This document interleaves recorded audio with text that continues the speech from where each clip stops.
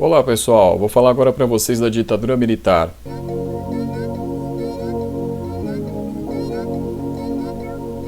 Pessoal, então, a partir desta aula aqui nós vamos falar sobre os períodos da ditadura militar no Brasil. Então essa aqui é a parte 1. A primeira coisa, pessoal, é relembrar que na aula passada eu falei para vocês sobre o golpe de 1964 e o início do governo Castelo Branco, né? Foi no final da aula que eu falei sobre isso.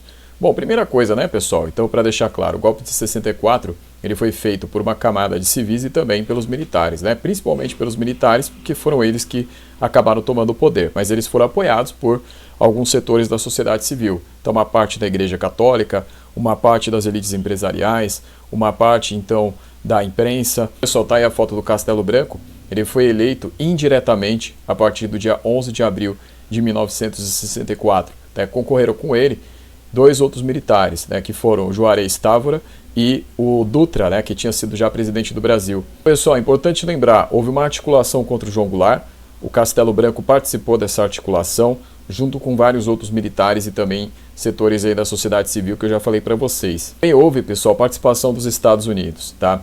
Então, houve até mesmo posicionamento da 4ª Frota Americana no Oceano Atlântico, né, esperando ali pelo desfecho do golpe. Então, estava tudo planejado, hoje há documentos dos próprios americanos que comprovam isso, né? Acontece que de tempos em tempos são liberados os arquivos americanos, né? Então, aí nos anos 2000 foi comprovada esta participação dos Estados Unidos no golpe de Estado no Brasil. Acontece que os setores aqui que apoiaram o golpe militar acreditavam que seria um governo militar breve, né? Porque ele só seria ali um governo para sanear, entre aspas, a política no Brasil e depois eles sairiam de bom grado da política, né? Deixando os civis ali ocuparem de novo o poder, né? Só que eles estavam enganados. Pessoal, o que aconteceu foi a criação de uma junta militar antes mesmo do Castelo Branco assumir o poder, né? No momento em que o Ranieri Mazzilli, que era o presidente da Câmara dos Deputados, assumiu no lugar do João Goulart, então se cria essa junta militar que vai então ali determinar o destino no Brasil no período próximo. Essa junta militar, pessoal, era formada por 3 membros das Forças Armadas. Então, um membro da Aeronáutica, um membro do Exército e outro membro da Marinha. Então, o primeiro, né, o Francisco de Assis Corrêa de Mello, que era um tenente brigadeiro, ele era da Aeronáutica. O Arthur da Costa e Silva, general, era do Exército. O almirante Augusto Rademacher era da Marinha. Então, só essa junta militar ia tomar algumas medidas. Então, o que essa junta militar fez foi criar os atos institucionais, né? Então, o primeiro deles, o ato institucional número 1, vai dar aí início a uma série de outros atos institucionais que vão, então, tomar conta aí da questão da criação de leis no Brasil nos próximos anos. Então, os atos institucionais, eles serviam para serem dispositivos que funcionariam como se fosse uma própria Constituição, né? Então, o que acontece é que eles têm, então, valor constitucional e iam passar a ser, então, a lei do Brasil a partir deste momento. O ato institucional número 1, de 9 de abril de 1964, foi feito, então, 2 dias antes da própria eleição indireta do Castelo Branco. Uma das coisas que esse ato institucional dispôs era que o próximo presidente poderia cassar mandatos legislativos, ou seja, cassar mandatos dos deputados e dos senadores. Além disso, pessoal, poderia suspender direitos políticos por 10 anos. Então, vários opositores vão sofrer aí com essa suspensão. Eles poderiam, então, afastar do serviço público todos aqueles que não eram ali alinhados com o pensamento do novo regime que estava se colocando. E aí foi com o ato institucional número 1 que se convocaram as eleições indiretas aí 2 dias depois. Entre os perseguidos pelo ato institucional número 1 estavam 2.900 pessoas aproximadamente. Então, alguns cálculos chegam a 2.800, outros cálculos a 2.990, mas então nós aproximamos aí com 2.900, tá? Então, mais da metade deles eram civis, né? E a outra parte aí, cerca de 40% eram de militares. Por que militares? Porque, pessoal, nem todos os militares concordaram com a adoção do golpe de 64. Uma parte dos militares era contra. Então, por isso havia um conflito dentro do próprio Exército, da Marinha e da Aeronáutica. Então, estes militares que deram o golpe queriam limpar, então, as Forças Armadas de qualquer opositor, assim como a sociedade civil. Entre os perseguidos também estavam os sindicatos, os movimentos sociais, né, e os partidos de oposição. Então, os sindicatos que principalmente eram alinhados ao PTB, né, que era o Partido Trabalhista Brasileiro, que era o partido do João Goulart, movimentos aí como a UNE, né, a União Nacional dos Estudantes, as ligas camponesas, né, que eram lideradas pelo Francisco Julião, e também os partidos de oposição, principalmente, pessoal, o PTB, que é o Partido Trabalhista Brasileiro, e também o PCB. Tá? Então o PCB que na época já estava dividido, o PCB já tinha sido dividido em PCB e PCdoB, né? Então essa cisão aconteceu porque uma parte do PCB apoiava a China, a outra parte apoiava a União Soviética. Outro mecanismo também foi a utilização dos inquéritos policiais militares.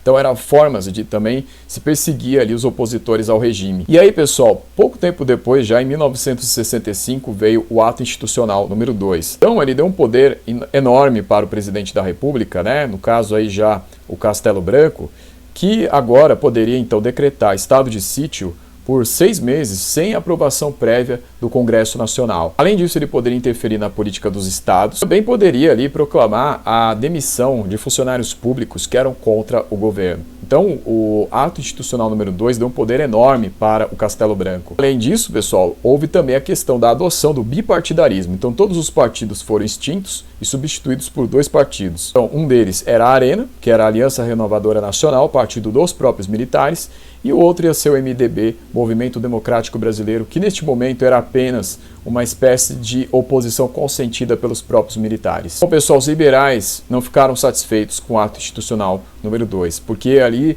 foi um sinal claro de que os militares não estavam a fim de entregar o poder muito rápido. Então, eles vão começar a se arrepender de ter apoiado o golpe de 64.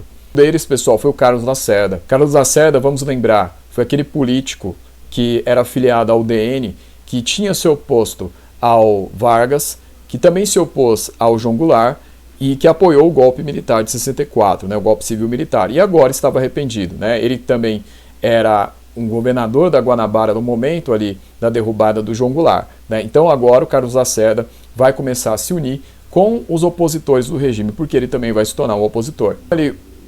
Então, pessoal, Carlos Lacerda ia formar uma frente ampla com 2 outras lideranças. O Juscelino Kubitschek, que havia sido já presidente, e também o João Goulart, que também já havia sido presidente. Então, para demonstrar que estavam a fim de ficar mais tempo no poder, os militares então vão promulgar o Ato Institucional número 3 de fevereiro de 1966, que determinava que as eleições para governador e vice-governador seriam indiretas. Então era uma forma também de os militares controlarem a eleição de governadores naquele momento. Por que eles fizeram isso? Eles viram que os governadores de oposição estavam chegando ao poder ainda, né? Então agora, para controlar o sistema, eles vão então colocar esta questão aí da eleição indireta. O Ato Institucional número 3 também determinava que o próprio governador eleito de forma indireta poderia então indicar o prefeito de capital.